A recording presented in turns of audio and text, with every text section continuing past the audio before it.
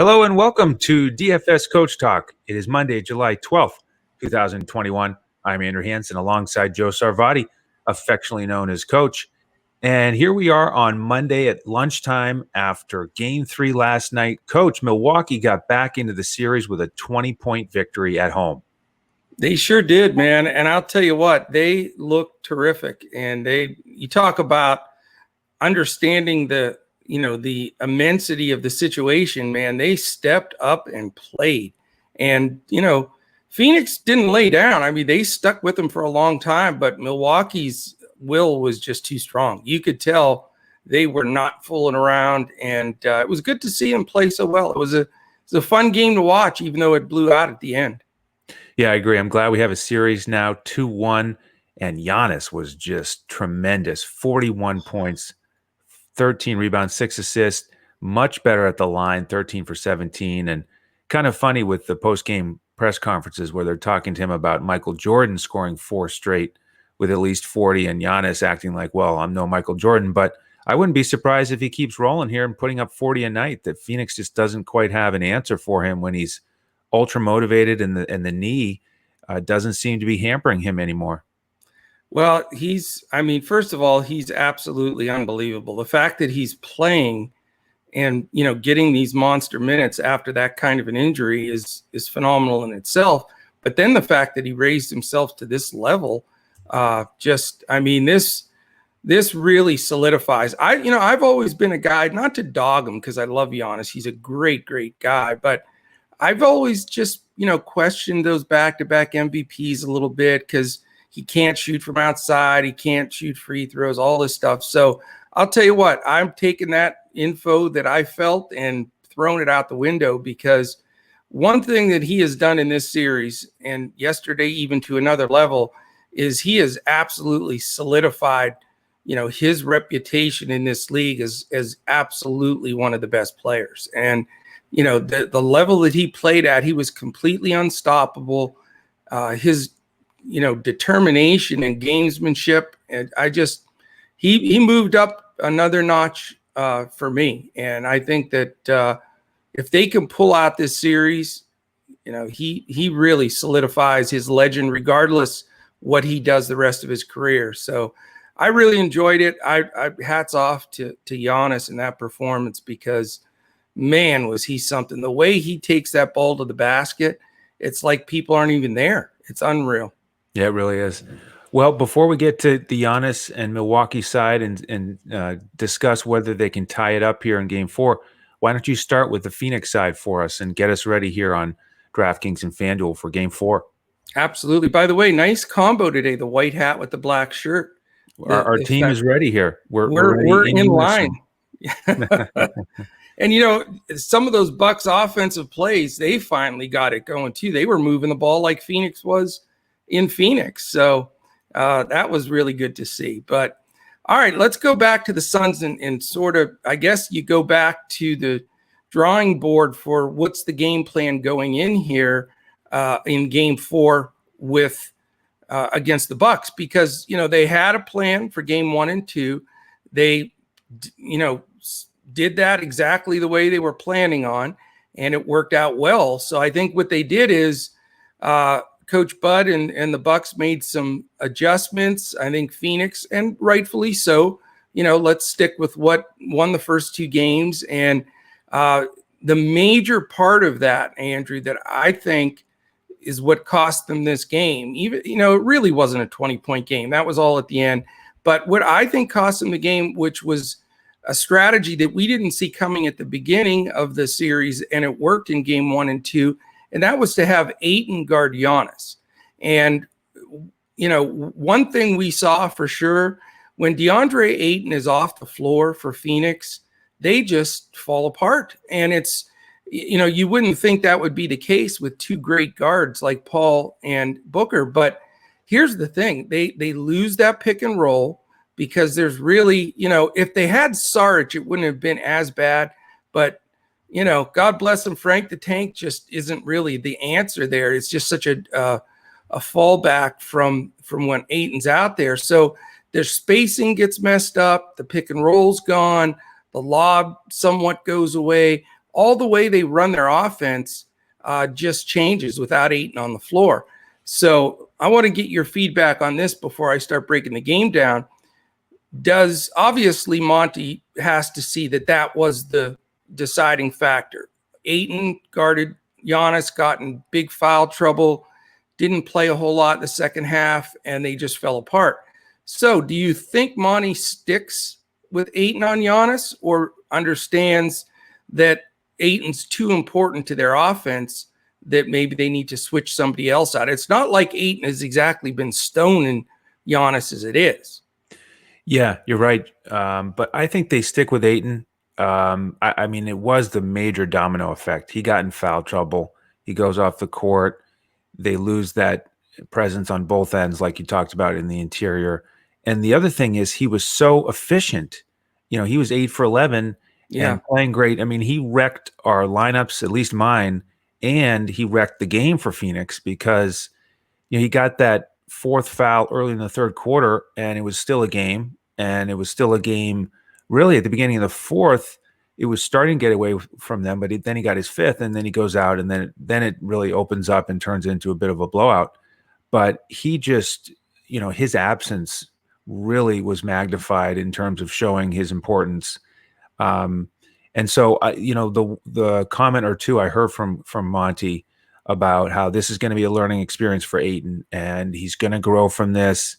And he talked about the officials where they kind of called a couple of those pretty close, where they were kind of minor bumps from Ayton. But he said, we have to know how they're officiating it. And that's going to be the teaching point to Ayton, I think, is, hey, if you can play physical and they'll let you play physical against Giannis, then you do it. But if not, you got to play a little more straight up, be conservative, because we have to have you on the court. I mean, he's going to talk to him and say, look what happened when you had to sit down. We got crushed. So we have to have you out there. We don't have anybody, like you said, we don't have Saric anymore. It's just the committee that's behind you to try to slow down Giannis is just not ideal. So we have to have you out there. You got to be smarter, stay out of foul trouble. So I think they'll let him give it another try, because I do think he's the best matchup they have. I agree. I mean, first of all, nobody could match up with Giannis. He's, the freak for a reason.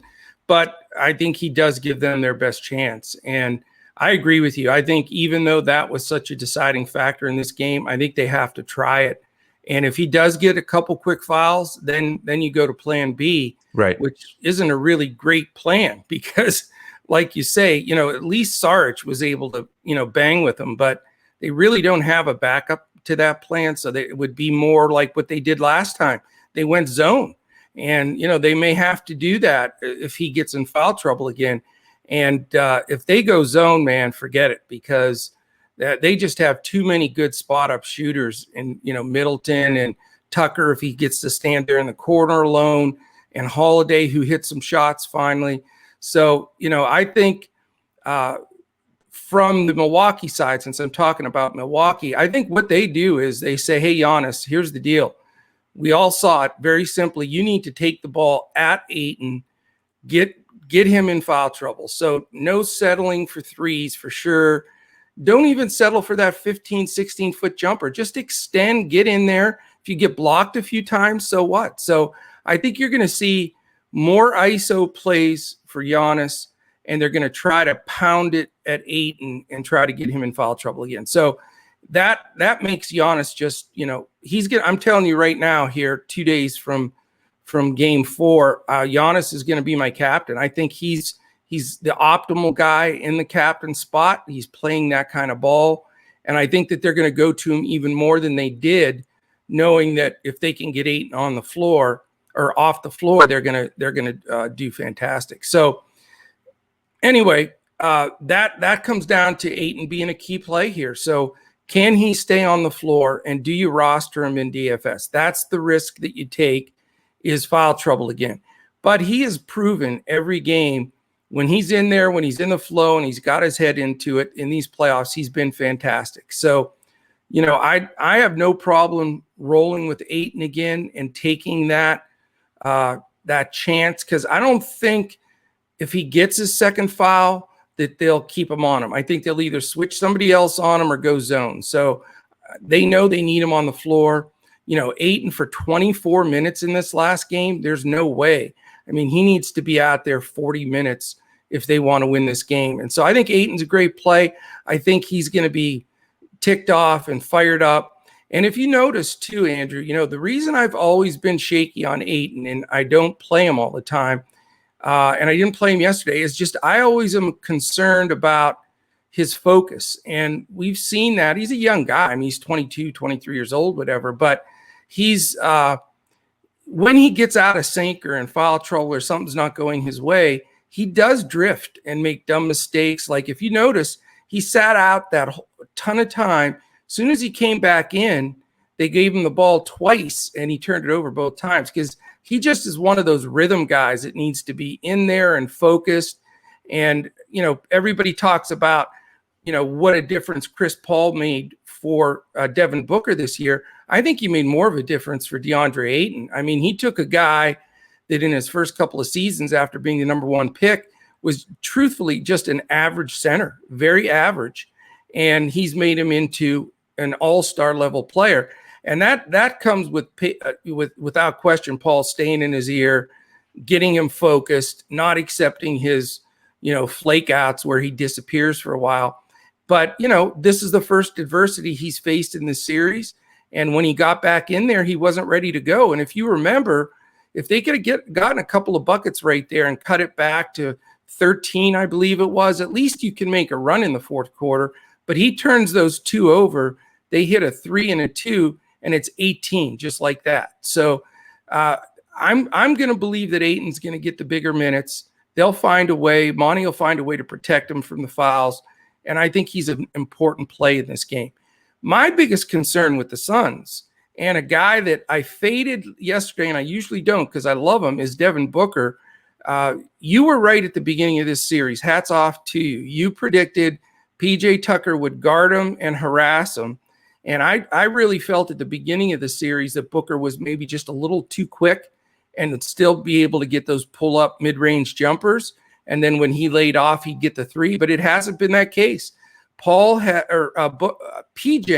has done the same thing to him, and he's a little taller, that Patrick Beverley did. And you can tell Booker's in a funk. He didn't play for a long stretch in that second half. 3 for 14 again. And that's really the key. If Booker can get some more shots that aren't so contested by Tucker, then I do think they can win this series. But if they continue to just shut him down, it puts too much pressure on the other guys that aren't used to having to score. And they leaned on Jay Crowder this game, and he went 6 for 7 from 3. That's it. Took 7 shots, 6 for 7. So I'm not sure. I would think Crowder may regress a bit from 86% from the three-point line. So, that's the key here is, I think Booker is going to be not owned at all compared to, I shouldn't say that, but you know what I mean? He's going to be very low owned for one of the stars here because everybody has seen what's happened.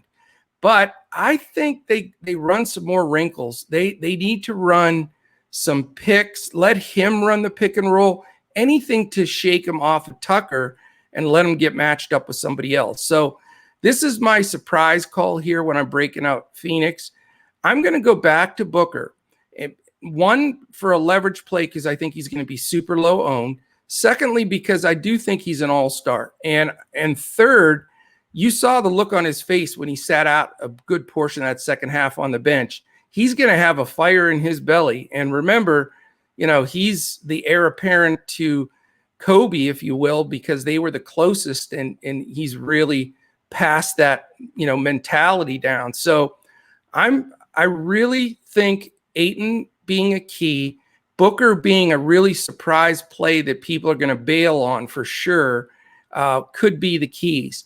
Now, as we talked about before, Andrew, having the secondary guy in there, and I'll let you talk about Bobby Portis when it comes to you, but finding that secondary guy is the key. The reason I cashed yesterday and our members got to cash from my lineups, was Jay Crowder. I mean, he was the value guy that I chose to round out my lineup. And, 6'3", 6 rebounds and a block, that is a big help when you're trying to, crack the cash line. So that was terrific. But now the question is, is it Bridges, who had that monster game 3 and game 2, and then he goes 2 for 4? I mean, wow, that was a real surprise. So I would say the biggest decision everybody has to make is, do you go back to Crowder as value?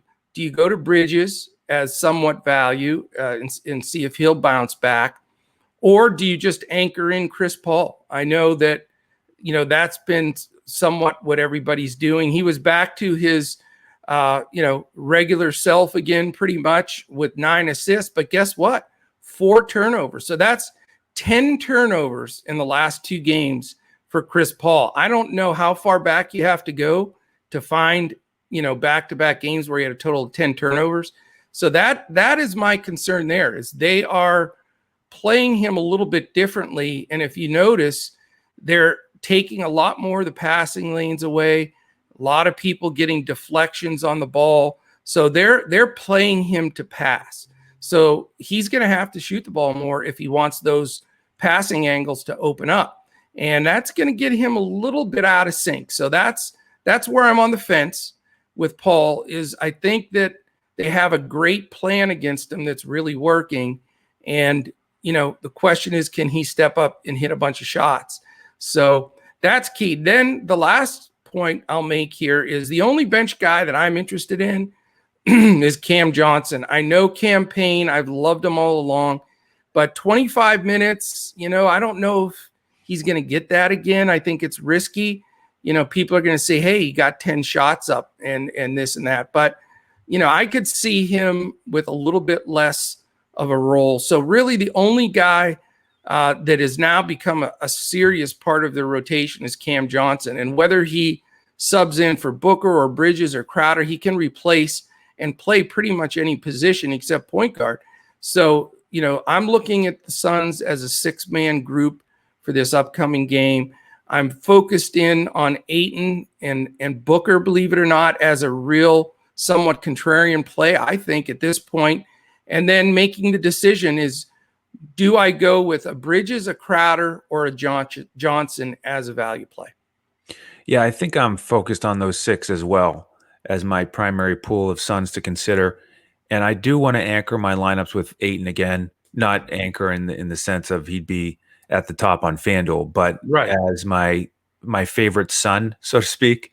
Because you better tell Darius about that. No one beats Darius. But if you look at his efficiency again, if he plays even just 36 minutes, he was on pace for 27 and 13. Right. And will he continue to shoot at that high percentage? Maybe not, but I do think he plays 36 to 40 minutes. I think he plays smarter, and he's just been so strong. And his price, still only 13,000 on FanDuel. His price actually went down on DraftKings. He's only 8,400. That doesn't make sense. I just don't see myself fading him there. Booker, I'll go there next because you went there next. This would be the time to play him on a bounce back. It's clear to me that they made the decision, all right, let's just save Booker's legs here. We're not going to win this game. And, that's what happened with Bridges. He only played 27 minutes. And what I thought was going to happen in game 3, I thought Phoenix would push hard to try to go up 3-0, and they'd play their guys close to 40 minutes again like they did in game 2. But everything changed when Ayton went into foul trouble. Booker was a little bit cold, and they just said, you know what, we're going to regroup here. And I think they come out really hard in game 4. I think it goes back to the game 2 type of distribution with minutes. So Ayton is big minutes. Booker, he'll get the big minutes. He'll get more shots.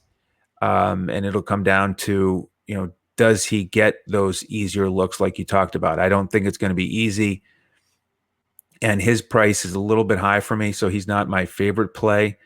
And same thing with Paul. I mean, they're both 14,000 on FanDuel. And over there, I think the analysis you have to decide is, do you go with one of those guys or Middleton or Holiday? Because they're both cheaper. Middleton is cheaper than both of them now, and Drew Holiday's way down at 12,000 still.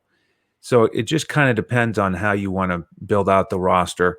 And if you project one of those guys to get back on track in terms of having a 45 to 50 point fantasy night, which of course they're both capable of. So they're in play for me.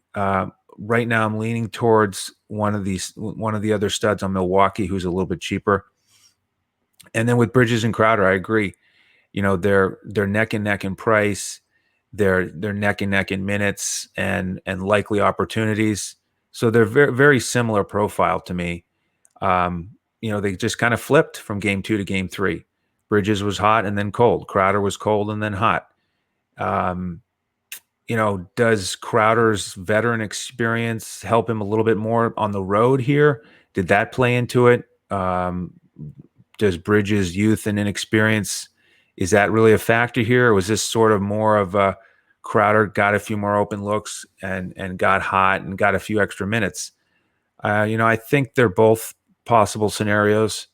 So, yeah, it's going to be tough to make that decision. It's a tough call. Do you know that an interesting stat? Jay Crowder is the only player from either team that's been in an NBA final, and that was last year. Yeah, that is surprising. So obviously nobody has ever won a championship on either roster either, and the great Shaq streak is over. How he had somebody in the finals that played with him throughout his career. Yeah. So it's all fresh reset here. But your point with Crowder having, at least gone through a finals, maybe that is the differentiator. And then with the bench, I agree. Cam Johnson is right at the forefront.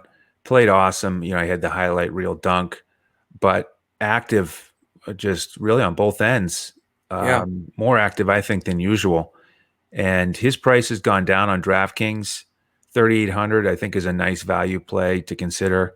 And 9,000 on FanDuel, he's still in the mix. 30 minutes. I don't know if he gets 30, but I think 24 plus, and he's in play. And I agree with you, campaign. I think his minutes go back down to 16, somewhere around there. I think he got the extra minutes because Booker didn't. So. He's just not. He's not my favorite guy in that value group. And Tori Craig got back into that rotation that we thought he would since he was healthy. 12 to 60 minutes. He got 15. Again, didn't do too much. And then Frank the Tank really did his work in garbage time. You can't stop Frank the Tank. You can only hope to contain him. That's it, right. Man. That's exactly right. So that's the Phoenix side. Before we transition to Milwaukee, just want to invite folks to subscribe to the YouTube channel if you haven't already. Hope you're enjoying these podcasts in front of the paywall. We'll keep them coming here with every NBA game. And if you want to join us for our lineups, you can do that at dfscoachtalk.com. Grab a membership there, and we'll give out our lineups Wednesday night for Game 4. But any membership you get with us, you get access to all of our sports. So if you jump in today, you'll get the baseball lineups for the All-Star game, and you'll get golf on Wednesday. It's the Open Championship this week, Coach. We've got a podcast coming up later today for that. I can't wait. It's going to be awesome. We give out the golf lineups on Wednesday also. So great time to join us. DFSCoachTalk.com. And if you have any questions, you can reach out to us on Twitter at DFSCoachTalk. Yes. And if you're watching this on YouTube, quick ask here, quick thumbs up, hit that subscribe button. We're off and racing to our next goal on YouTube as far as subs. So we really appreciate that. And hit that little alert button up in the corner, because you're going to want to know when some of our podcasts post, because we're adding a bunch of new stuff coming up in the next month or so, including some MLB pods, and then down the road we'll have our NFL jumping in. So we have all kinds of new things and announcements coming, all great stuff. So the best way to not miss any of those is to hit that alert button, and definitely hit the subscribe button so you know when we're posting. So we appreciate that. Excellent. All right, let's turn to Milwaukee here. Can they tie it up at 2? Giannis, just phenomenal. And the other thing I liked was his mindset, talking about just got to keep come back to work, take care of business, take care of home court, even this up. So, he was not basking in the glory of a 40-point finals performance and, oh, right, we won a game. I mean, he was locked in already to game 4, and he's going to get the extra day of rest after playing solid minutes. So, yeah, I'm ready to ride Giannis again in the top spot on FanDuel. It's still, an analysis we have to do on DraftKings of whether it makes sense to pay up for him. But I'm going to have Giannis in my lineups, and then I would again like to have Holiday or Middleton. Like I said, I like that they're cheaper than Paul and Booker on FanDuel, and Middleton. It seemed like he was a little bit quieter because he didn't have a ceiling game, and I think a lot of the focus is on Drew Holiday, who was solid and he was much better shooting, like you said, 8 of 14, 5 of 10 on threes, but Middleton was 6 of 14 and 3 for 7, and they didn't need anything really from him in the fourth, so those guys are just neck and neck, sort of like Crowder and Bridges. I mean, Yeah. They're both such an integral part of this offense. They get a lot of touches. So I like both of those as potential options. And then with the other starters here, I mean, Lopez and Portis, we got in game 3 what I thought we'd get in game 2, Coach. Lopez dipped in minutes. Bobby Portis got a spike in minutes. To me, he's a little more versatile defensively, and he makes sense in this series, and it just did not happen in game 2, but it did in game 3, and he made the most of it. He played well, 11 and 8, got up 11 shots, and the crazy thing about Bobby Portis, Coach, is that his price on FanDuel was $10,500 in game 3 after playing, 4 or 5 minutes the game before. Now he plays 18 minutes, and his price goes all the way down to $8,000. Just mind-boggling. Doesn't make any sense unless they know Coach Bud's going to pull one of his pranks again and play him 5 minutes. Could be. I mean, that's the only thing that would explain it, or the algorithm is just a game behind.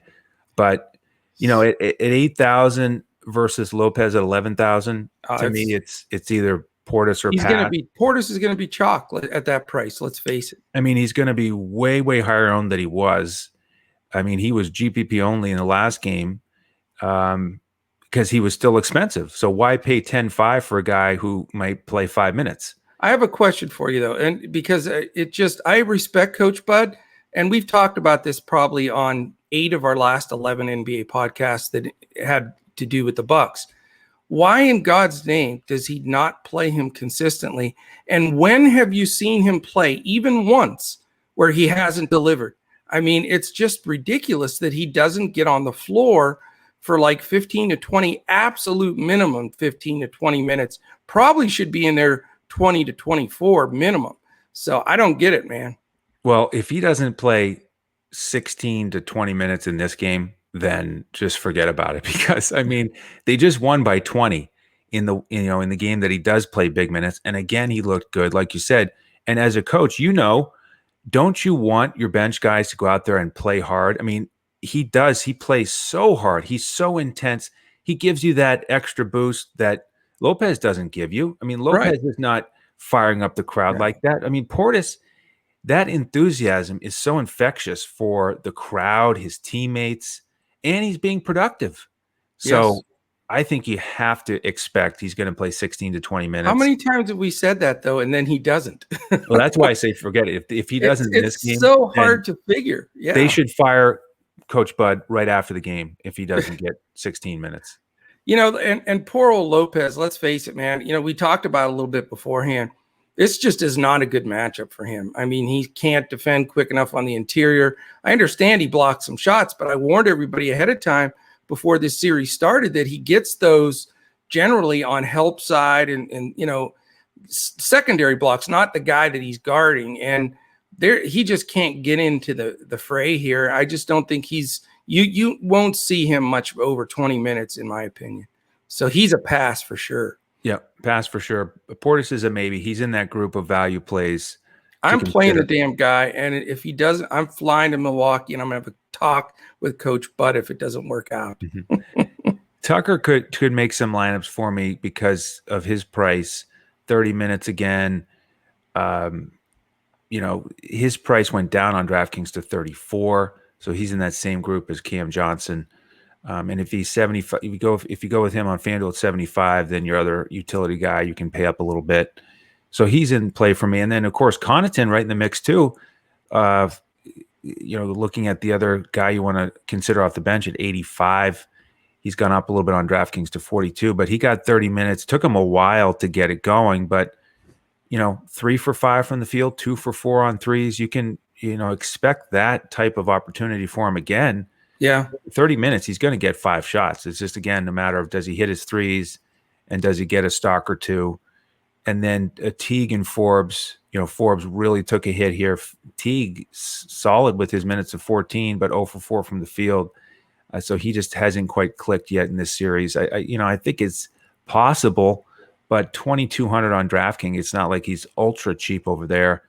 So not my favorite play. So this is sort of like I think this might be a 6-man rotation as well, Coach, for me. The 4 starters from Milwaukee, other than Lopez, and then Portis and Connaughton, really the key guys I'm considering here.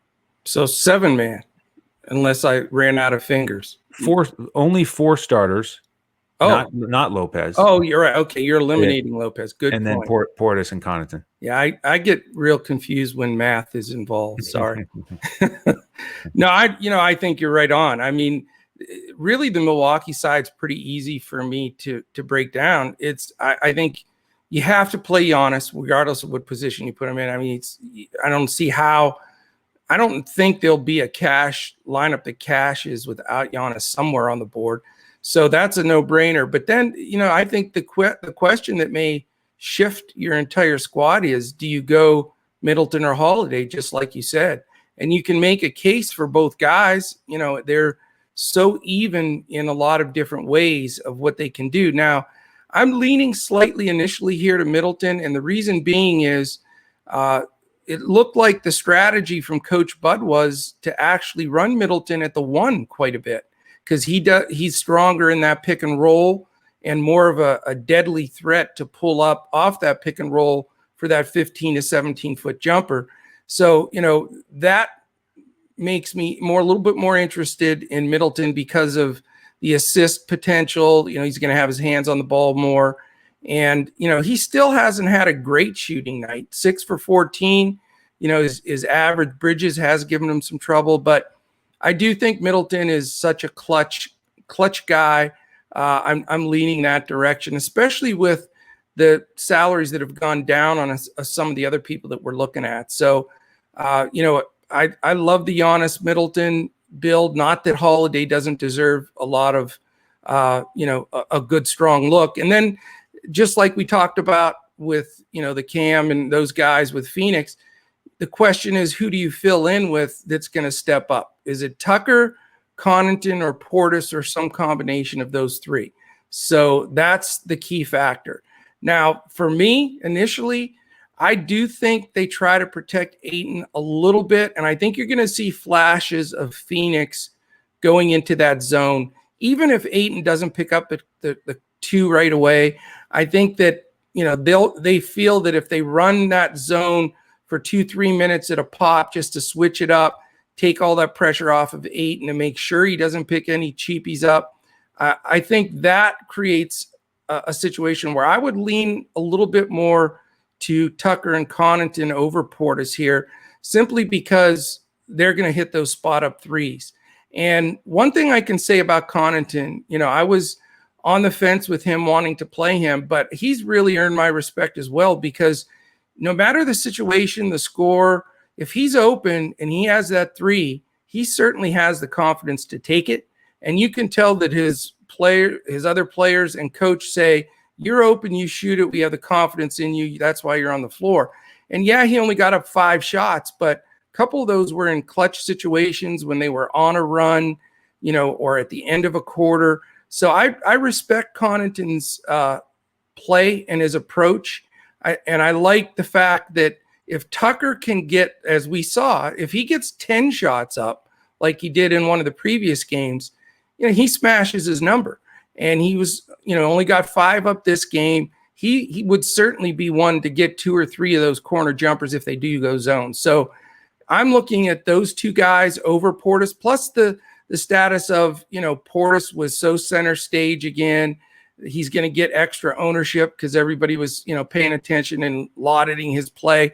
So, from a leverage standpoint and from, the defensive strategy, I think from the Phoenix side, the value guys I'm looking at the most there are Tucker and Connaughton. But after that, I'm not interested in any other of the bench. But it was interesting that Crash Davis, our man Josh, pointed out that that was the highest scoring game for any two brothers, the Antetokounmpo brothers, with 41 in this game. Unfortunately, he did most of the heavy lifting there, right? Yeah. Giannis only had 41 of the 41, but still, that's right. He got in the game. He played a minute and 34. Played a couple minutes. That stat counts, right? It does. He was out there.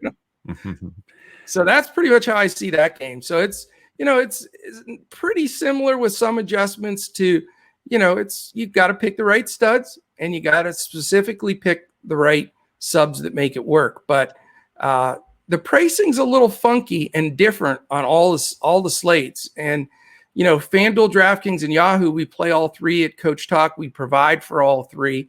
And I'll tell you what, with the pricing, mixing around, trying to figure out, what the build's going to look like, it's going to be a little bit different on all three of them because the pricing is pretty dramatically different.